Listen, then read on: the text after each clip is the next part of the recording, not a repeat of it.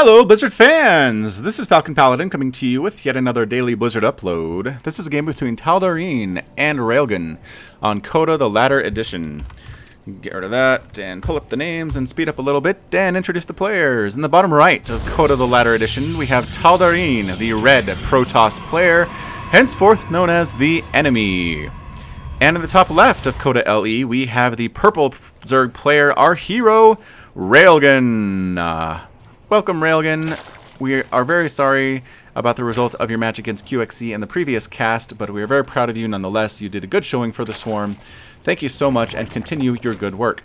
So, actually, we're going 15 hatch here against Protoss. We are 15 hatch, maybe like a 15 extractor, and then 16 or 17 spawning pool. Good gravy. That is a greedy build against Protoss, but looks like Protoss went ahead and went Gateway Expand here. Is just now getting the Cyber Core. There's not much he can do. There's not a forge. He can't can anybody out. So Railgan's little bit of a risk there did pay off. He's going to be a good spot economically. The probe harassment is here. Going to get chased away. I mean, good players can micro. He pulled a lot of workers there to kill that probe. That was a lot of lost mining time. I don't think that was entirely necessary. The spawning pool had just finished. And so, I mean, he'd have lings out to deal with that if he wanted to. But instead, he decided to use these lings to move out across the map to see what is coming his way. And what is it? Ah, Adepts! Hooray! Legacy of the Void units. A single Adept moving across the map. Actually rallied across the map. And, oh, look at that. Okay, so that is actually called, what is that called? Psionic Transfer, specifically. It actually lets the Adept move out a little ghost of himself that can't do much, but it's very fast, and it can move through stuff. I think it can move through buildings and crazy things like that. It cannot be attacked. It cannot be seen. And then it pops, then it warps in the Adept to where the ghost was after the timer runs down. So pretty amazing. You can use it to catch stuff that's a little bit slower. The juke there was pretty good. By our friend Railgun, kind of getting up here and back around, but it wasn't enough, and now the two Adepts are around. They're not going to do too much harassment, though. For some reason, they're heading on back to their map. What is the answer to Adepts, I wonder? I mean, let's see what their stats are. They have 90 hit points. Do they have armor? They do come with 1 armor, so they're a little bit tankier than you would expect from these little light-looking units here. They're pretty cool, though. They have fancy cloaks and big old shields coming up behind their heads, and yeah, Protoss units always look awesome, though. Either way, they do 10 damage with their glaive cannon, a range of 4, weapon speed 1.61. Versus light, they do 23, so they're pretty much made to kill Zerglings and Marines and things like that. Zealots, they're also really good against, I have to assume. Ton of lings moving out, though. They're moving to this front. This is not quite walled off, but there is a sentry here. Can we get some force fields up is the question. Coming on up. Oh, good force field. Perfect timing. Lings cannot get in there with only 1 sentry. You can't hold that forever, but I think we're going to see more sentries popped in here just to be safe. And yes, there is that sentry. 3 sentries can hold this wall essentially for all time. The Zerglings will never be able to get in. But at the same time, you don't want to give the Zerg player full map control. Here's that third base. There's basically been no harassment on him whatsoever. He has 37 to 42 harvesters. Pretty much now is when we're going to see the effort at droning kick in, I have to believe. We are making, 9 drones at a time right now. Starport coming on up. Stargate coming on up for the Protoss player. So, okay, we have Adepts. They're just actually functioning as the front line here. Again, with that +1 armor, it makes them really tanky. I think Zerglings would have a hard time getting through here, and it allows TaldariN a little bit of time to recognize that's happening and force field this off. But, either way, really, really interesting to see that. Zerglings scouting around for those proxy pylons. There's nothing much. I mean, the TaldariN just kind of interested in hanging out, sniping down this Overlord as well. The Stargates are just about to finish. Let's see what we're going to make out of these Stargates. We're going to use them right away. Come on, TaldariN, do it. Do it. I mean, the carrier actually has the new ability that allows it to automatically launch all of its interceptors at once. I don't know if it makes it good, but the Voiders are coming out anyway. Carriers are not what we're going to see. Here we go. Adept pushing across here. 3 of them doing a good job on that roach, but can't quite kill it. I mean, the Queen's here. 4, 5 roaches now. Good pickup. The Warp Prism getting the heck out of there. And the Warp Prism has a new ability where it can actually pick up units in a range around it. It doesn't have to be pretty much on top of the units anymore like it used to. Like it's right here and you have your Adept over here attacking. You can actually pick it up from over there to this spot, which makes them a lot better at harassment. The Warp Prism can stay out of danger out back here and drop an Immortal here, do some attacks, pick it up from back here, drop it again. It's a very interesting harassment technique.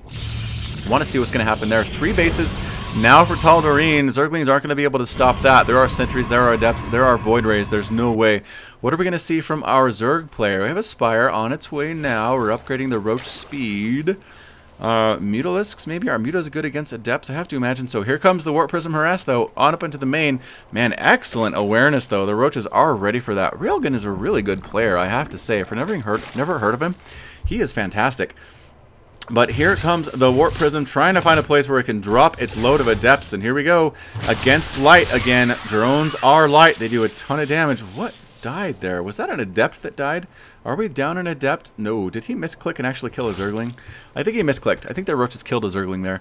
Either way, 3 base to 3 base. Protoss feeling pretty good about himself. There's been pretty much no harassment whatsoever. The roaches are coming in, though. Are these void rays known to Railgun? Because if they are not, that would explain these roaches. I mean, void rays, especially with the prismatic alignment, do such a great job against roaches. Here we go. Is he going to turn around? No, the roaches? Yeah, get out of there, roaches. There are so many void rays. Escape. Get up a hydralisk den. Hurry. Oh, fantastic force fields catching some of these roaches, forcing them to turn and fight. Are they going to kill anything before they all die? I don't think TaldariN lost a single unit in that engagement. Fantastic play. Adepts are just, again, super tanky. Void rays do tons of damage against roaches. The lings say, we're not going in there. Here comes the drop. Warping in more adepts. Going after these guys, but the lings warping in. And there's the pickup. You'll notice the warp prism is a little bit out of position here, and it picked the guys up here. So I don't know if that's going to make it into the final released version of the game, but it is very interesting to see. Nonetheless, the mutas say, warp prism, we've had enough of that. Coming on in, going to try to snipe you down. You try to escape, but you are slow. Mutalisks are very fast, and bam. That is a huge pickup for Railgun. That was an expensive warp prism with a lot of adepts in there. And almost in response, TaldariN moves back to a defensive position. He knows there are mutas out. He doesn't want to leave this middle line undefended, so that's why he moved to where he did. Mutas coming out, lings coming out. Is it pretty much mutal ling for you, Railgun? I mean, that's great. Ah, the carrier is actually. Carrier has arrived. Coming out of these Stargates. Here's the attack. Well played with the force fields, though. These lings try to get in, and that is about it. Sniping down a single zealot. Lings get on in, trying to take advantage of how slow these things are. Sniping down this carrier would be a nice pickup for Railgun. Can he get it? The lings trying to take down this nexus. Is there enough DPS to do so? Actually changing their focus to probes, killing so many workers in this main base. The mutalisks keeping alive, getting out of there. The lings now going to town on that nexus. Are they going to be able to kill it? I don't think so. No, not with the zealots, not with the voiders here, but a huge pickup again for Railgun, killing so many workers. There's now 41 workers left for the Protoss player. He lost 24 workers in that attack, and here as well, the mutas doing a good job forcing the probes to be pulled off the line. They cannot harvest anymore. They are so afraid of those mutalisks. Now making Phoenix, because Phoenix are better against mutas than carriers are. Is there still? Yeah, there's still a single carrier out on the field for TaldariN. Where is it? There it is. And what is the effect here? Release interceptors. Cooldown 14. Carrier launches all interceptors at the target point with a 43-second timed life. Interceptors remain at the area until they expire. So you can release all of them to a single point, but if the army you're attacking moves out, they have to hang out there. They can't leave. So that kind of helps to balance it a little bit, I think. Corruptors are here to help deal with those Phoenix. Good choice there by Railgun. Swooping around, trying to take down these guys, but no. Huge swell of Void Rays doing tons of damage. I feel like Hydras are a better choice, and yeah, here are the Hydralisks being popped out now. Production tab shows that happening.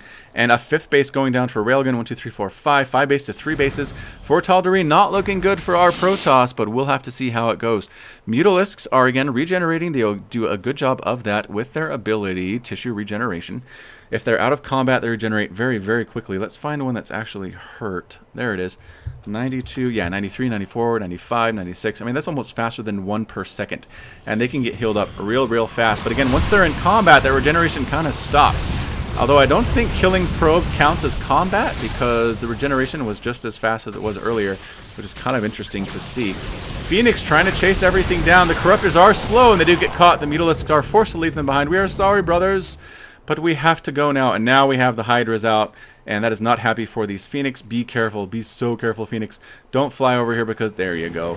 Because there are Hydras that want to kill you. Oh, not losing one. Almost losing one anyway. The Phoenix are forced to return on home. They don't have any special abilities in Legacy of the Void. Could we see lurkers? I wonder how good lurkers are against Protoss.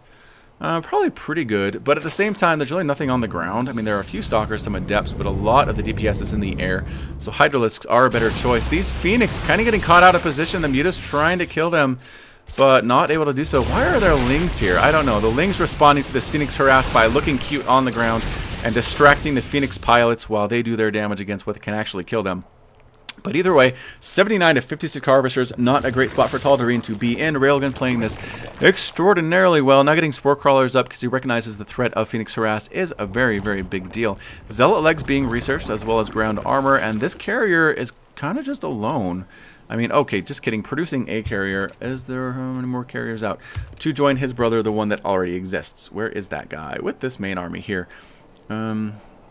Alright, anyway, let's see how carriers do here. Mutalisk flying down, trying to deny this space, not quite able to do so, but actually getting up in the face of those Phoenix and taking one of them down. Not bad, but I think the Phoenix, or the Mutalisks are trapped. There's nowhere to go. I think they might just die back here. Very, very sad. Trapped in this corner. Yeah, trying to escape, trying to kill what they can before they die, but good control on these Phoenix by TaldariN, and every single Muta dies. That's a huge deal. That was a lot of map control by the Zerg player, but he's maxed out, so he does not care. There we go. There's the Hydralisk den, changing into a Lurker den. Morphing pretty darn quickly. Lurkers are going to be seen. Thank you, Railgan, for featuring these amazing Legacy of the Void units. I've missed the Lurker for so long. I mean, I love the Lurker in Brood War. When I saw that the first time, I was probably like 17 or so, which kind of dates me a little bit, but I loved that unit. It was such a staple in Brood War, in ZBT especially. I'm glad to see it's back. There we go, picking up the Zelnanga Watchtower. We're going to see a pretty big conflict here, I have to imagine. Lings running on in, taking down this ground army while the Hydras are here, and the Corruptors trying to take everything down. The carrier doing a great job, reinforcing Hydralisks. And Corruptors coming in as well. They want to focus down these carriers if they can. And yeah, we're pretty much melting the Protoss army at this point. Corruptors doing a great job. They are dying, but they are super tanky, allowing the Hydralisks to do the damage to everybody else. All the Voideries are gone. All the Phoenix are gone as well. There's just nothing left for the Protoss player. Adepts desperately trying to get out of there. Hydralisks are light, but I don't think Adepts were created to deal with this giant ball of Hydras with +1/+1. Yep, one gets sniped off, trying to escape. If you're going to escape, use that teleport ability. What is it? Psionic Transfer to get the heck out of here if you can. Either way, Hydralisks melting everything down here. Nothing that can stop it, and TaldariN is defeated. Railgan is victorious. Our hero wins another game. So well played there by Railgan. This has been FalconPaladin with another daily Blizzard upload. I hope you enjoyed this Legacy of the Void content. If you did, just know I'll be posting those every single day for the foreseeable future until the release of the game at least, and probably for a long time after that. You can find me on Twitch, Twitter, and Facebook. If you liked what you heard and saw today, hit that like button here on YouTube and hit that subscribe button too to catch my future broadcasts. And until next time, as always, you take care of yourself.